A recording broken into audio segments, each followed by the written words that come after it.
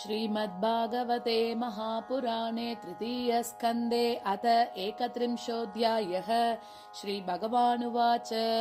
कर्मणा दैवनेत्रेण जन्तुर्देहोपपत्तये स्त्रियाः प्रविश्च उदरं पुंसो रेतः कनाश्रयः कललं तु एकरात्रेण पञ्चरात्रेण बुद्बुदं दशाहेन तु कर्कन्धोः पेष्यण्डं वा ततः परम् मासेन तु शिरोध्वाभ्यां बाह्वङ्ग्रियाद्यङ्गविग्रहः नकलो मास्ति चर्माणि लिङ्गचित्रोद्भवस्त्रिभिः चतुर्भिर्धातवः सप्त पञ्चभिक्षुदृडुद्भवः षड्भिर्जरायुना वीतः कुक्षौ भ्राम्यति दक्षिणे मातुर्जगद्धान्नपानाद्यैरेतद्धातुरसम्मते शेते विन्मूत्रयोर्गर्ते स जन्तुर्जन्तु सम्भवे कृमिभिक्षत सर्वाङ्गः सौकुमार्यात् प्रतिक्षणं मूर्छामाप्नोति उरुक्लेशः तत्रत्यैक्षुतिदैर्मुहुः कटुतीक्ष्ण उष्ण लवण रुक्ष अम्लादिभिरुल्बणैः मातृभुक्तैरुपस्पृष्टः सर्वाङ्गोत्थितवेदनः उल्बेन संवृतस्तस्मिन् अन्त्रैश्च बहिरावृतः आस्ते कृत्वा शिरः कुक्षौ भुग्नपृश्च शिरोदरः अकल्पस्वाङ्गचेष्टायां शकुन्त इव पञ्जरे तत्र लब्धस्मृतिर्दैवात् कर्मजन्म शतोद्भवम् स्मरन् दीर्घमनुच्छ्वासं शर्म किं नाम विन्दते आरभ्य सप्तमान् मासात् लब्धबोधोऽपि वेपितः नैकत्रास्ते सूतिवातैः विश्चाभूरिव सोदरः नातमानऋषिर्भीतः सप्तवद्रिः कृताञ्जलिः स्तुवीत तं विक्लवया वाचा येनोदरेऽर्पितः जन्तुरुवाच तस्योपसन्नमवितुं जगदिच्छयात् नानातनोर्भुवि चलच्चरणारविन्दं सोऽहं व्रजामि शरणं हि अकुतो भयं मे येनेदृशी गतिरतर्ष्य सतोऽनुरूपा यस्त्वत्र बद्ध इव कर्मभिरावृतात्मा भूतेन्द्रियाशयमयीमवलम्ब्य मायाम् आस्ते विशुद्धमविकारमखण्डबोधम् आतप्यमान हृदये वसितं नमामि यः पञ्चभूतरचिते रहितः शरीरे चन्नो यतेन्द्रियगुणार्थचिदात्मकोऽहम् तेनाविकुण्ठमहिमानमृषिं तमेनं वन्दे परं प्रकृतिपूरुषयोः पुमांसम् यन्माययोरुगुणः कर्मनिबन्धनेऽस्मिन् सांसारिके पतिचरंस्तत् अविश्रमेण नश्च स्मृतिः पुनरयं प्रवृणीत लोकं युक्त्या कया महदनुग्रहमन्तरेण ज्ञानं यदेतत् अदतात् कथमः स देवः त्रैकालिकं स्थिरचरेषु अनुवर्तितांशः तं जीवकर्म पदवीमनुवर्तमानाः तापत्रयोपशमनाय वयं भजेम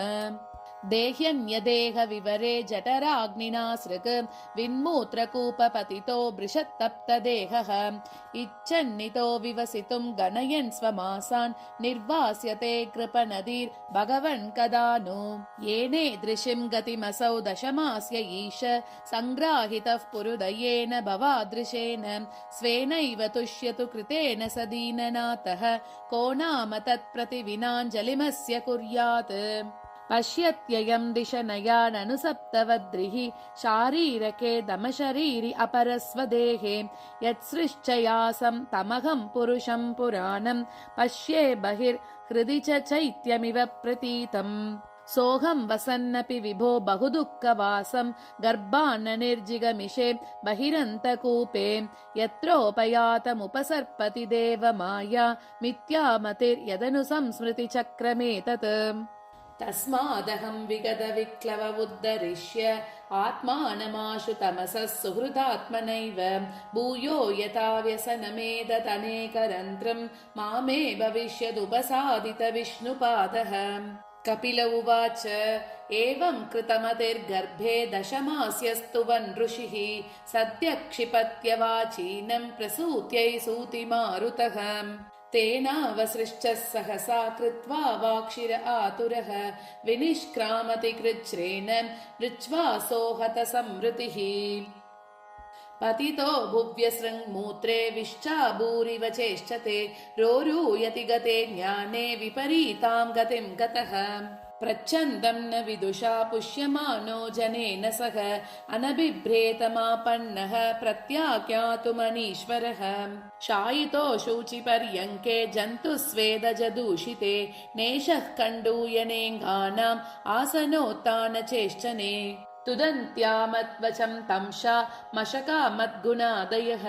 रुदन्तं विगतज्ञानं कृमयः कृमिकं यथाम् इत्येवं शैशवं भुक्त्वा दुःखं पौगण्डमेव च अलब्धाभीप्सितो अज्ञानात् इद्धमन्युःशुचार्पितः सह देहेन मानेन वर्तमानेन मन्युना करोति विग्रहं कामी कामिष्वन्ताय चात्मनः भूतैः पञ्चभिरारब्धे देहे देहि अबुधो सकृत् अहं ममेति असद्ग्राहः करोति कुमतिर्मतिम् तदर्थं कुरुते कर्म यद्बद्धो याति संसृतिं योऽनुयाति तदत्क्लेशम् अविद्या कर्म बन्धनः यद्यसद्भिर्पतिः पुनः शिष्णोदरकृतोद्यमैः आस्थितो रमते जन्तुः तमो विशति पूर्ववत् सत्यं शौचं दया मौनं बुद्धिर्श्रीर्ह्रीर्यशः क्षमा शमोदमो भगश्चेति यत्सङ्गात् याति संशयम् तेष्वशान्तेषु मूढेषु खण्डितात्मस्वसाधुषु सङ्गं न कुर्यात् शोष्येषु योषित् क्रीडा मृगेषु च न तदास्य भवेन्मोहो बन्धश्चान्य प्रसङ्गतः योषित् सङ्गात् यथा पुंसो यथा तत्सङ्गि सङ्गतः प्रजापति स्वां दुहितरं दृष्ट्वा तद्रूपदर्शितः रोहिद्भूतां सोऽन्वतावत् रुक्षरूपीह तत्रपः तत्सृष्टसृष्टेषु कोऽन्वखण्डीदधि पुमान् ऋषिं नारायणं ऋते योषिन्मय्येह माययाम् फलं मे पश्य मायायाः स्त्रीमय्या जयिनो दिशां या करोति पदाक्रान्तान् भ्रूविजृम्भेण केवलम् सङ्गं न कुर्यात् प्रमदासु जातु योगस्य पारं परमारुरुक्षुः मत्सेवया प्रतिलब्ध आत्मलाभो वदन्ति या निरयद्वारमस्य योपयाति शनैर्माया योषिद्देव विनिर्मिता तामीक्षेदात्मनो मृत्युं तृणैकूपमिवावृतम् यां मन्यते पतिं मोहान् मन्मायां वृषभायतीं स्त्रीत्वं स्त्रीसङ्गतः प्राप्तो वित्तापत्यगृहप्रदम्